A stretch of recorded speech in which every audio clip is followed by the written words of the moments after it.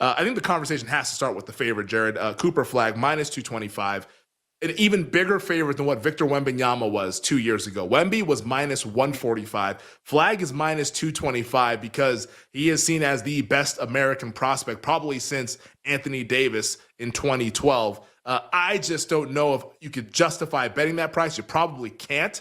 And I just think that right now he should be the favorite. I don't think he should be this big of a favorite because you look at the Dallas Mavericks roster. I get it. Kyrie Irving, he's not going to be playing in the first portion of the season, but you still have Anthony Davis, who's going to take the most shots on that team. Klay Thompson, he's a guy that averages like around 13, 14 points per game. Like, Flagg's going to be the next guy kind of in command, but man, like, it's not going to be just, hey, Cooper, like, clear out ISO, you go cook.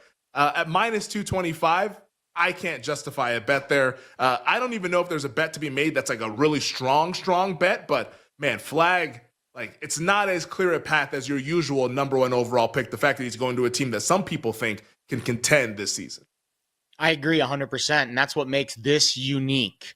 But if it's unique and it's unprecedented, then maybe there is some value because, to your point, Cooper Flagg is a bigger favorite than Wemby was last year. And take nothing away from Cooper Flagg, but Wemby was viewed as this freak generational talent who was a lock to win Rookie of the Year the moment he put the jersey on. And I think we feel similarly about Cooper Flagg, but to your point, the Spurs are not the Mavericks. The Spurs had a huge hole in their rotation last year, and Wemby filled it. And I think that is what makes the last two Rookies of the Year, because I think Castle last year too, same situation. And now you look at the rest of the teams and the motivation and the runway. I think that's a better word than motivation. The runway that these players have for playing time and usage. I think all of them have a unique case. I think Edgecombe's a throwaway for me because of just the uncertainty with what's going on with the Sixers right now and how much usage he's going to be, going to be, relied upon.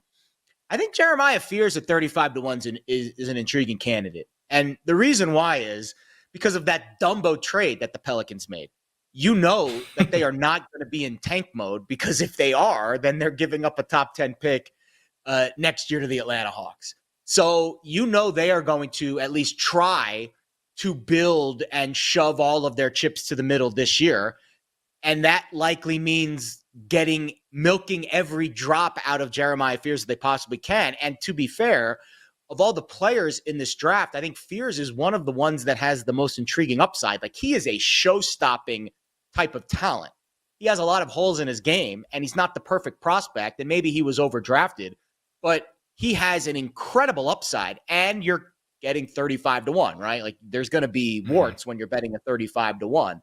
So if the goal is to try to unseat the favorite and try to make a bet today that will move significantly in your favor by the time we get to, let's say, mid-season, I don't think Cooper Flagg's number has a whole lot of movement to the upside, right? Like, if you want to bet Cooper Flagg, you'll have plenty of opportunities to do so over the next few months, and the number's not going to move that much. If Jeremiah Fears on a Pelicans team that has a lot of shots to be taken all of a sudden becomes this shooting star, and New Orleans, because of the weird trade that they made, is going to continue to push, maybe that's a little nibble right there, 35-1, Jeremiah Fears. Yeah, I guess you have to ask yourself the question. It's like, are they going to be able to get 15 plus points per game? Like, is Jeremiah Fears going to be able to average 15 points per game or more this season? Because, like, that's what you have to do to win. Like, even like Stephon Castle averaged 14 points per game, but like, this was such a bad draft this past year that like that was good enough to clearly be the Rookie of the Year. But like, you look at all these other guys who have won, like Wemby was 20 points per game, Paolo Banchero was 20 a game, even Scotty Barnes was 15 points per game, and nobody really thinks of him as a scorer. LaMelo the same, John Morant around like 18 points per game his rookie year. Luka was like around 20 points per game when he won it. Like, that's the recipe. Like, can you just get buckets? You don't have to even be efficient. Just get buckets, To where, like, Fears, I worry because he can't shoot. That's the knock on him. It's like he can't shoot and he can't defend. So, like, yeah, he's probably not going to be efficient, but also the problem with him not being able to shoot is that when he gets to the cup, he's not even that great at the rim, like with the layups. So, like, you're not even getting that great of stuff from the layups. So, 35-1, like you mentioned, it's not going to be without warts. There's a reason why he's that price and he's not 12-1 thought of as that kind of a guy. Like, I honestly, if I had to bet this right now, the way I would look at it is, man, is Philly just going to have a bunch of injuries again? Like, I think that's how you handicap this thing. Like, let's say Joel Embiid, who we'll talk about later on this hour, like if Embiid gets banged up, Paul George, like we already know, like he struggles to stay healthy. Like Maxey, I think he's probably going to be fine. I think that was more of a fluke injury this past year. Jared McCain, he's coming off an ACL. Like it's not as difficult as an Achilles, but it's like it's not like he's like just been running around here healthy this entire time. Like if there's ever a bunch of injuries in Philly and they just say, you know what, like we're just done with this core, VJ, go out there and do your thing. Like that's a guy that I would look to bet if there's like kind of like, all right, like how do I beat Cooper Flagg? It would be someone who plays in a pretty decent sized market in Philadelphia and somebody who has a path via injuries because he's on an older team. Edge comes 25-1. And I get it because if everyone's healthy, he ain't got no shot to win. But if guys get hurt, and think about the guys we're talking about, they always get hurt. Edge come at 25, all of a sudden becomes 10-1 if those injuries end up taking place at some point this season. That's fair. And then if you're basing it just off the injuries, my guess is you will likely have a little bit of a run because betting on I always hesitate, and we're having this exact same conversation in the Major League Baseball awards markets. Both of us are praying, not really praying, but if Shohei Ohtani gets a hangnail and misses a couple weeks, none of us are going to be upset. No, Jared's praying. I'm just like, let's be honest. Jared is like, Ohtani, send him to the IL.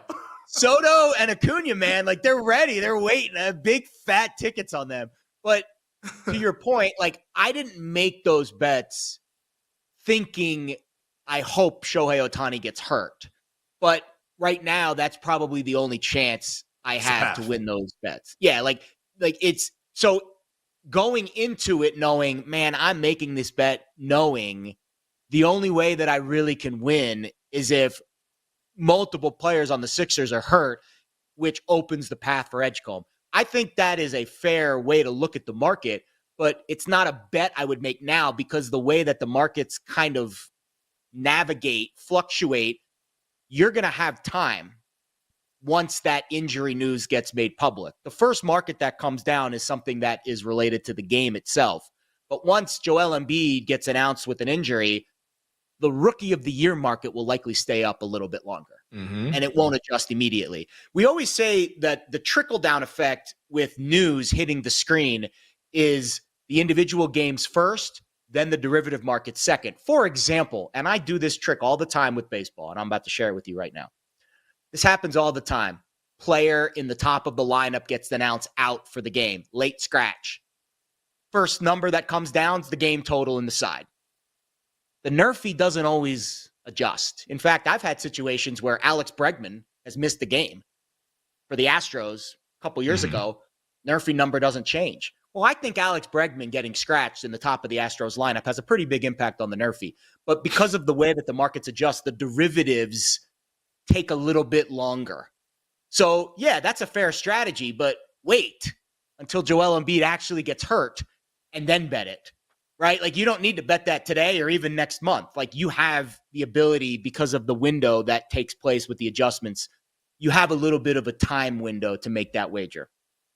Yeah, no, I think it's like those things are very, very applicable to the awards markets because the awards markets are usually the last thing that the sports books are thinking about. We would be remiss if we didn't bring up Trey Johnson, 6th overall pick to the Washington Wizards. I know a lot of people are going to really like him just because, like, you look at Washington's roster, it's like, okay, maybe there's a chance for him to get buckets. I don't know if it's as clear as people think, just because, like, they traded for CJ McCollum. Now, like, I don't know, like, I doubt that CJ McCollum's going to be out there like, oh, like, let's go out there and contend. Like, but he's still going to be playing. He's still going to be taking shots. Marcus Smart's on the roster. Like, they have veteran guys like Chris Middleton, who's always injured, but if he's healthy, like, they have legitimate veteran players who've played big time minutes in big playoff games. Like, I don't know if they're just going to let Trey Johnson do his thing and, like, defer to the young guy, like, hey, Trey, take 15 shots a game. I don't think that's happening. Now, maybe they look to reroute some of these guys. Maybe they get hurt, which is very likely since they're all older players. That could definitely be a thing. But then also, You look at their center, Alex Sarr, second pick in last year's draft. He's going to try to get his as well. And oh, by the way, Bub Carrington, second year in his NBA career, he's going to try to get his as well. Like Trey Johnson, yeah, maybe he can get like 10 shots per game, but I don't think this is going to be him being able to be like a pig and bleep, just going out there doing his thing in our nation's capital, you know? Like, I don't think that's going to be that easy for him. Like, it's a very, very difficult market to bet this year, I think, because the situations are unprecedented to where, like, maybe there's a long shot, and at the end of the day, like, you're also trying to beat Cooper Flagg, who a lot of people think has the potential to be like a top 10 player at his peak, you know? This and reminds maybe it's me of the sometimes conversation we had it's as last simple night. as Flagg. It 100%. reminds me of the conversation we had last night. We're trying to find the value play. And sometimes we do this. We talk ourselves into a paper bag and we're like, well, if this happens and if this happens and if this happens, then we can do this and this and this. And one of my former colleagues, Paul Bovey, used to tell me, before you make a bet, walk yourself through everything that needs to happen in order for you to win this bet. And then try to match that to what the odds are. Yeah. Need a lot of stuff to happen if you're going to beat Cooper Flagg. I'll tell you that right now. Minus 225. I'm not betting that, but if I had to bet somebody, I think it would be Edgecombe, and just hoping for a prayer that he is able to get some more opportunity in the city of brotherly love at 25-1.